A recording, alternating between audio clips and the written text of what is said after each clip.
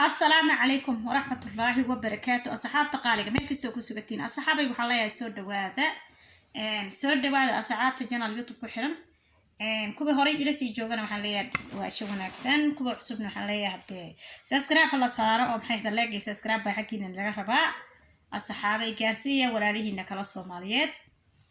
أصحابي ما أنتوا حربينا كهذا عاوة عندوني إنك ضرط الجمعة ونأكسن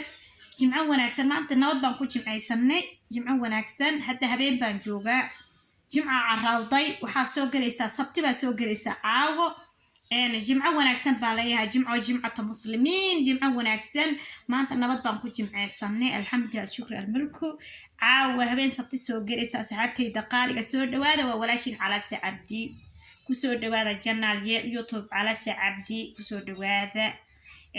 كوبي هوري إلى جوجنا مهتسني بان إلى هاي أصحابي ليكتا قاتل المامتان ليكتا واينا تابتان سيسكراب واينا دولالي ديني كلا جارسيسان أنا جانا دوين بايقو جرتو وداري قالك السود وهذا إلى هاي مهلك استيقو سوغنتيهين عاو أفكار كالار إنا سوى مرسادة وحي برامبو يقو بيرو أي أصحابي وحالي وأنا إلى الشيء إشاسا اللي صوب بحي meeshaas baxdii raga soo baxday ina soo duceeya inuu Ilaahay caafimaad siiyo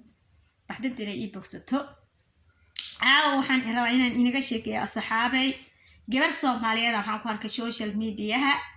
gabadha Soomaaliyeed oo ka hadlayso arrimaha halis ah oo Ilaahay iidana wixii ay sameeyeen la dhahay Ilaahay ka badbaadiye arrimaha halis ay gabadha ka sheekeeyay aan galabta video-geeda daawaday ayadoo dad qaar ay soo qaateen marka ayadoo kaligeed maan arkin ayadoo dad qaar soo qaateen baan arkay arrimo sameen la yiri oo gaalada ay sameen dhaheen ayaa Ilaahayna ka badbaadiyay gabadha Soomaaliyeed laakiin qof walaal oo muslimkiisa loo adeejisanay oo gabadha muslimkeeda la reeyay loo adeejisto oo macnaha diinta islaamka ayaa loo soo dirsaday macnaha inay dadka Soomaaliyeed inay carruurtooda gaalaysiiso maxay ahayd gabadhi marka Ilaahay baa ka badbaadiyay wixii hagaagsan Ilaahay baa hagaajiya laakiin wixii horay oo halaysana horay u sii qasi wax gabadha sida tan bay tiraahay waa gabar Soomaaliyeed waxayna ku sugneed marka wadanka Canada hay'adda waxay tiray soo qoratay hay'adda waxay tiray group la noqdo oo macnaha soo share gareysatay oo ay dhahday tiray Soomaaliya ka shaqo galaysa waxay tiray Soomaaliya macna gaar ahaan koonfurta Soomaaliya caasimadda dalka Muqdisho hay'ad ka shaqo gasho oo waxay tira ayay dhahday tira halkaas aad ka shaqo galaysaa aniga waxay tira Canada laga soo qortay oo in Soomaali Muqdisho in la keen la rabo ya hay'adda horay waxa ka sii shaqeynayeen bay tirahay nin iyo naag markay ka shaqeynayeen hay'adda ay u shaqeynayeen xamar bay joogeen bay tira Muqdisho ay joogeen bay tira hay'adaha dadka gaalaysiiyaan waa hay'adaha carruurta islaamiyada inta wax baan baraynaa intay dhahaan maxay aheeday oo wax baan baraynaa wax dadka yacni wadan yarta ah oo waxba haysanin ay wax barayaan markaasna carruurta waxay aheeday jin cusub ay dhisayaan markaas way gaalaysiinayaan diinta islaamka ay ka bixinayaan ma garanaysaan cunugaada waxbarasho free ah lagu geynaa inta la dhahay ayaa ilmaha saa lagu duubsadaa ansha xumina waa la baraa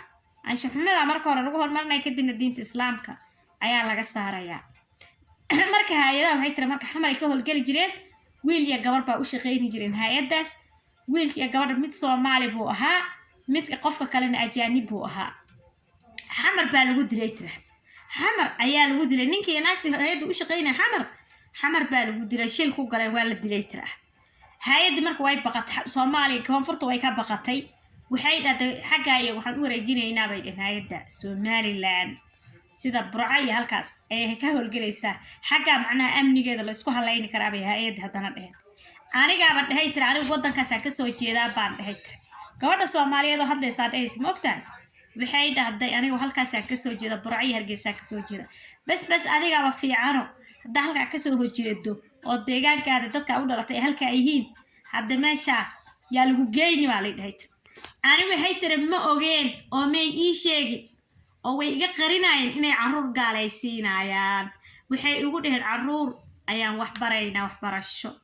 gargaar dhaqaale iyo waxbarasho wax noocaas oo kale ay ugu soo qoreenay aniga wax wanaagsan baan moodaayay dadkaada muslimka ee Soomaaliyeed horumar ha gaaraan baa lahayd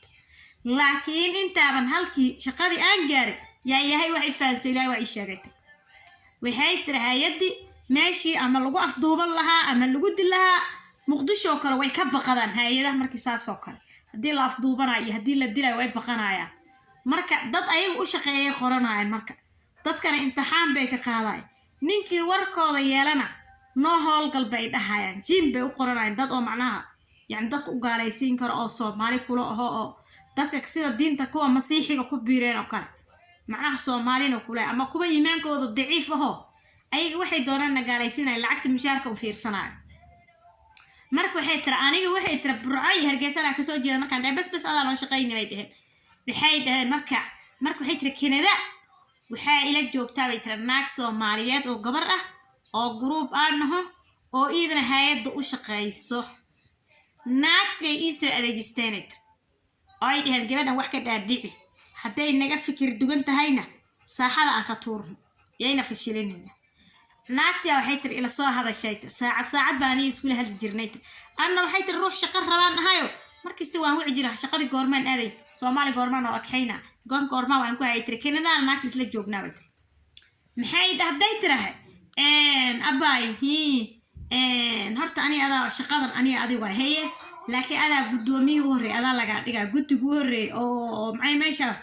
wax u weyna adaa laga dhigaa haye burcay hargeysa maadaama ka soo jeeda waa gabar kale Soomaaliyeed oo Canada ila joogto oo hay'adda wax badan la soo shaqeysay way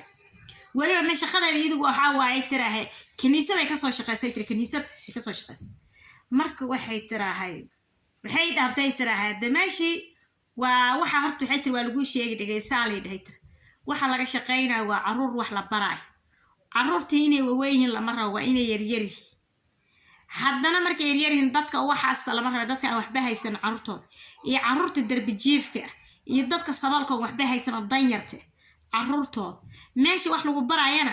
guri annaga aan leeno hay'adda ay dhistay alla rabo in wax lagu baro magaalada meel ka baxsan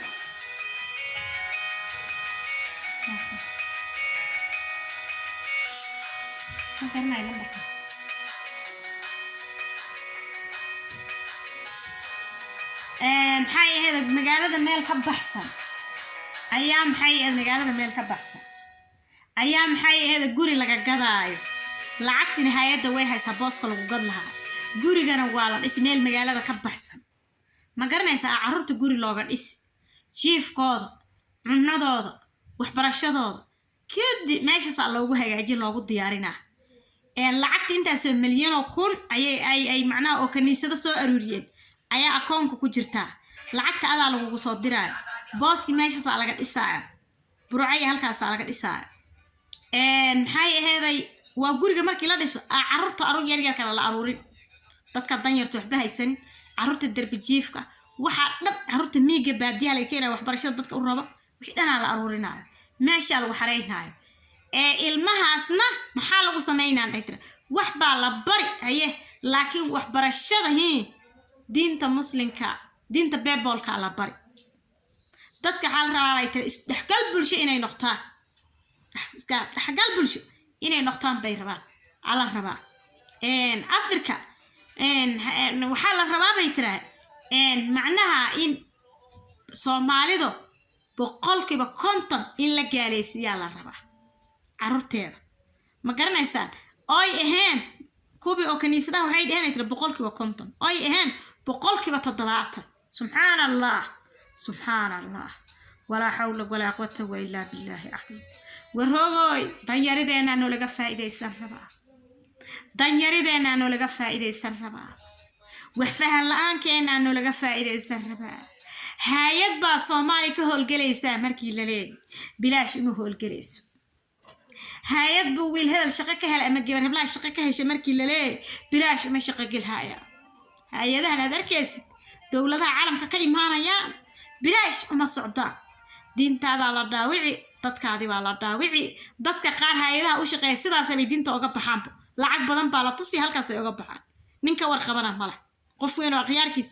sidoo doono ku socdo ninka war hayn ma garanaysa ilaahay kuma sama darnaatay maxay ahayd ilmaha yaryarka mata kaba sii daran Soomaaliya ha la ilaaliyo hay'adaha la iska jiro